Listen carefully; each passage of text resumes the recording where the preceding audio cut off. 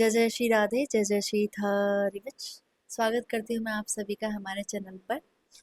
क्या आपने कभी अनुभव किया है कि हमारे ब्रज में जन्माष्टमी किस प्रकार मनाई जाती है, कितने हर्षोल्लास से मनाई जाती है।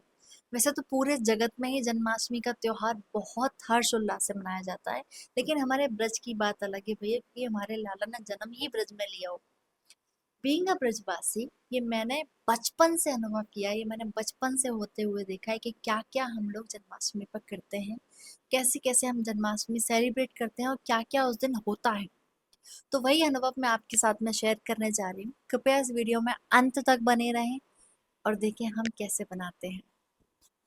तो हम बात करते हैं सबसे पहले कि जन्माष्टमी कब आ रही है। जन्माष्टमी आ रही है इसी महीने की 16 तारीख को, यानी कि 16 अगस्त शनिवार को। जन्माष्टमी का अर्थ क्या होता है? हमारे लाला का जन्म भादव मास की कृष्ण पक्ष की अष्टमी के दिन हुआ था, इसलिए हम इसे जन्माष्टमी कहते हैं। हम लोग इस दिन की शुरुआत कैसे करते हैं? हम लोग जब उठते हैं तो आपको एक बात बता दूं कि इस दिन व्रत रखा जाता है, हम लोग फास्ट करते हैं। कि आपकी श्रद्धा है कि आप फास्ट रखना चाहते हैं या नहीं रखना चाहते हैं। कुछ लोग निर्जल व्रत रखते हैं, कुछ लोग जल लेकर के व्रत रखते हैं। ये आपकी श्रद्धा है, डिपेंड करता है आप पे। ऐसा जरूरी नहीं कि निर्जल रखना ही पड़ेगा, ऐसा कुछ नहीं है। और व्रत रखना पड़ेगा ये भी जरूरी नहीं है, लेकिन अगर आप रख लो तो आपके अहोभाग्य। लेकिन एक बात बता दो, एक बार व्रत रखा तो वो सीधा रात को 12 बजे जाकर के ही खुलेगा।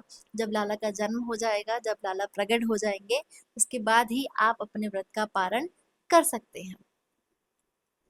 तो सबसे पहले जब आप उठेंगे तो ठाकुर जी का नाम लीजिए, धन्यवाद कीजिए कि उन्होंने ये शुभ अवसर आपको दिया है कि आप त्योहार मनाने जा रहे हैं इतना बड़ा। आप अपने घर की सफाई वगैरह कर लीजिए। उसके बाद में स्नान ध्यान कीजिए, सुंदर वस्त्र पहनिए, सुंदर श्रृंगार कीजिए। हमारे लाला प्रकट होने जा रहे हैं भैया, हम भी तैयार होंगे। उसके बाद अपने मंदिर की सफाई कर लीजिए, घर में तोरण और बंदर बांध बांधिए, रंगोली बनाइए सुंदर सी। उनके स्वागत में आप जो जो कर सकते हैं वो सब कर लीजिए। मंदिर को सुंदर सजा लीजिए। अब आप अपने ठाकुर जी को जिस प्रकार सुबह उठाते हैं उसी प्रकार उनका उत्थापन कीजिए। उनकी उत्थापन आरती कर लीजिए, उनको उत्थापन भोग भी लगाइए। सुबह जब उठते हैं लाला तो उनको भूख चाहिए होता है ना, कि भूख लगती है बहुत ज्यादा। तो आप उनको सुबह ही अच्छे से उनको पवा दीजिए। अब यहाँ से ना आगे दो बातें हो जाती हैं। अगर आपके लाला बड़े हैं तो आप उनको गर्भ में नहीं रख सकते, लेकिन अगर छोटे हैं तो आप उनको गर्भ बना सकते हैं।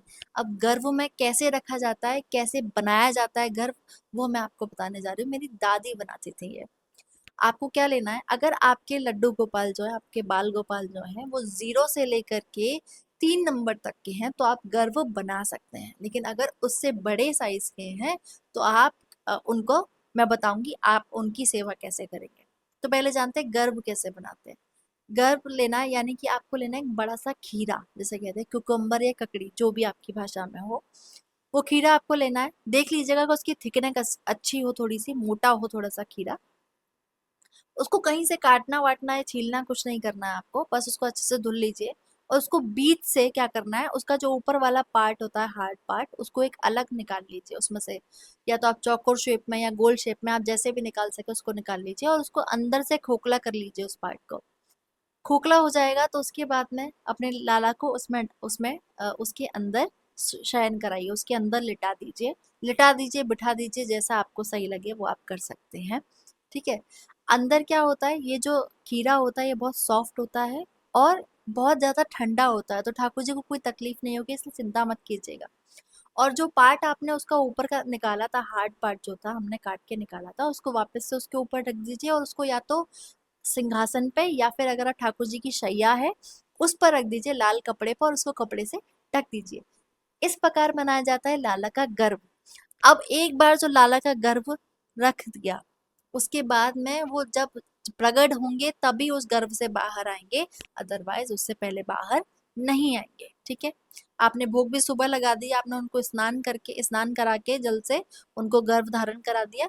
अब वो जाकर के गर्भ में आराम से सो रहे हैं। अब उनका शयन हो गया, वो सीधा प्रकट होंगे रात को 12 बजे।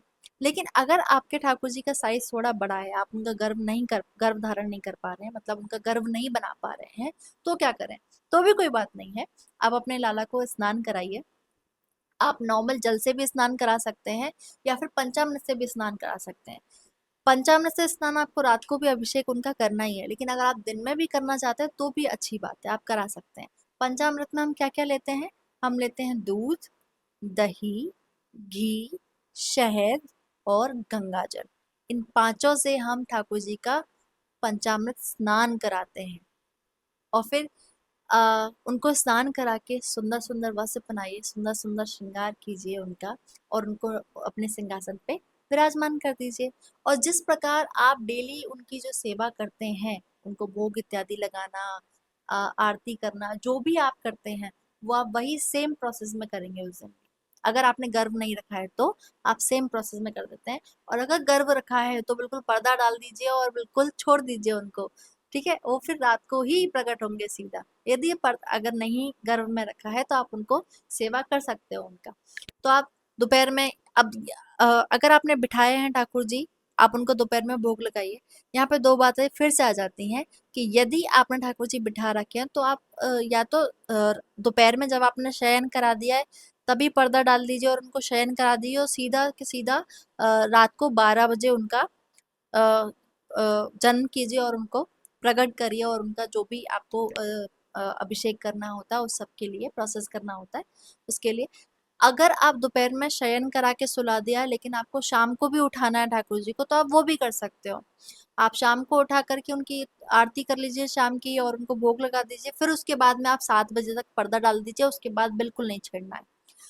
तो अगर गर्भ में धारण किया है तो सुबह उनको गर्भ में रख दीजिए और छेड़ना नहीं है। अगर दोपहर में 12 बजे आप उनका पर्दा कर देते हो तो पर्दा पर्दा कर दीजिए, उसके बाद में उनको छेड़ना नहीं है, सीधे 12 बजे उनको रात को उनके जन्म के समय पर उनको उठाना है। यदि आप शाम को 7 बजे करना चाहते हो तो आप 7 बजे भी उनका शयन करा सकते हो, उसके बाद रात को 12 बजे उनका जन्म के समय पर उनको उठाना है। अब हम आगे बढ़ते हैं कि हमें उस दिन स्पेशल भोग क्या बनाना है ठाकुर जी के लिए, लाला के लिए। देखिए, लाला के लिए तो भोग की तो क्या ही बताएं, मतलब हमारा लाला तो खावे को चटोरो है भाई, तो जितना ज्यादा उतना कम है। स्पेशल भोग बनता है हमारे ब्रज में, उसे कहते हैं धनिये की पंजीरी। ये जन्माष्टमी का स्पेशल भोग है जो बनता ही बनता है। धनिया की बनी होती है, धनिया जो गोटा धनिया जिसे कहते हैं, जिसका दानेदार जो आता है धनिया, उसकी पंजीरी बनाई जाती है घर पे। वो पंजीरी बनती है, और मिष्ठान बनते हैं बहुत सारे। अन्न उस दिन बिल्कुल ना बनाएं, ना ही अन्न पाएं। आप फलाहार बना सकते हैं, जो फलाहार पे जो भी कुटू को आटे का सेवन होता है या साबूदाने का सेवन होता है, इन सब से आप जो भी बनाना चाहें वो आप बना सकते हैं भोग में।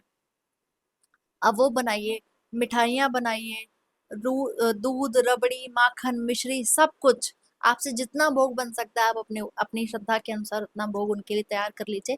लेकिन ये सब जो स्पेशल भोग बन रहा है वो सिर्फ और सिर्फ रात को जन्म के समय के लिए रखिए। ठीक है, आपको दिन में यदि आप भोग लगा रहे हैं तो आप फल फ्रूट से भोग लगा सकते हैं, दूध से भोग लगा सकते हैं। ठीक, अब बात करते हैं कि उनके लिए साज सज्जा क्या करें। देखिए, अपने घर में एक उनकी चौकी जरूर सजाइएगा मेरे कहने से। आपका मंदिर सजा हुआ है, ठीक है, अगर आपके पास अवेलेबल नहीं है कुछ चीजें तो कोई बात नहीं, आपके मंदिर में कर सकते हो।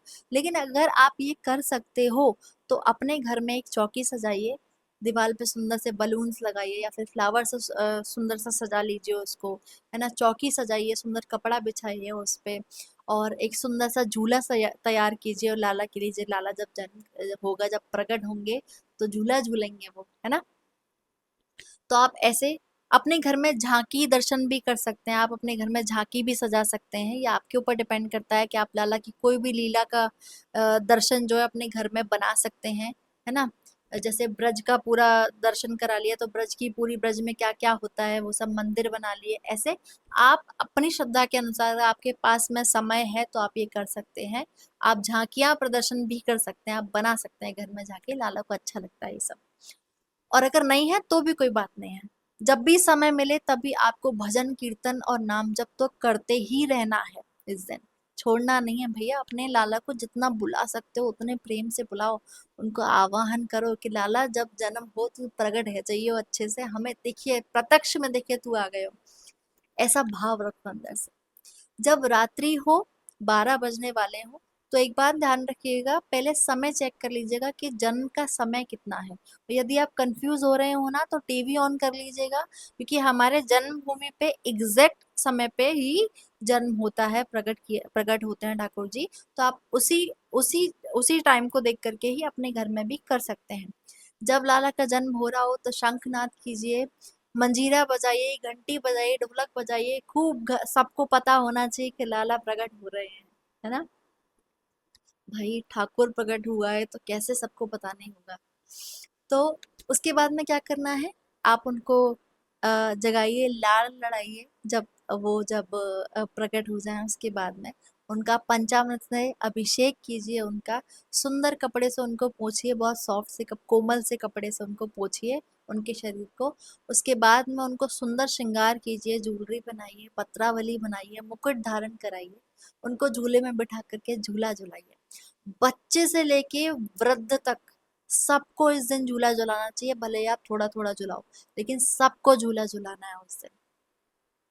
उसके बाद में आप ठाकुर जी को जितने आपने भोग बनाए थे वो सब आप उनके सामने रखेंगे, उनको पवाइए भोग। उसके बाद में जो जब वो प्रसाद हो जाए तब वही प्रसाद आप अपने सब में बांट लीजिए और अपने व्रत का पारण कर लीजिए।